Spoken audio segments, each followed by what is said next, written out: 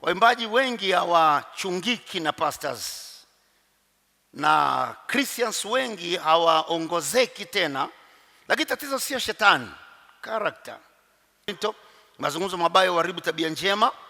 Haya mazungumzo sio peke yako, ni company. Anasema bad company, watu wabaya wanadeal na tabia yako pia, na tabia inaweza kujengwa na wazazi, tabia inaweza kujengwa na jamii.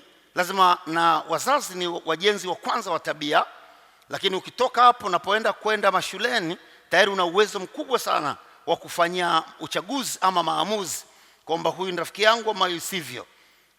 Popote leo duniani unaweza mtu akawa mzuri au mtu akaharibika, popote pale duniani. Tabia zinaweza kusababisha Mungu anayekupenda mpaka kiwango cha upeo akawa anatafuta njia ya kupenya akutoe kwenye tatizo, ikamuia ngumu kwa sababu ya character. Kuna mahali Mungu alisema, ni nini Israeli? Bwana ndiye mmoja. Yaani imefika mahali Mungu anashindwa sasa nikufanyie nini?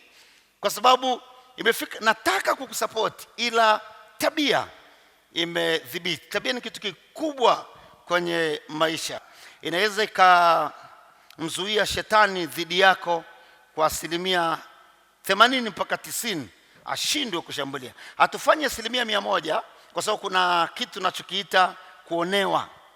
Yaani adui anaweza kukuonea hata kama una tabia nzuri, lakini hii ni 1% ndogo sana. Lakini unaweza kumpa open space ya kujivinjari kwenye maisha kwa sababu ya tabia yako inamrahisisha.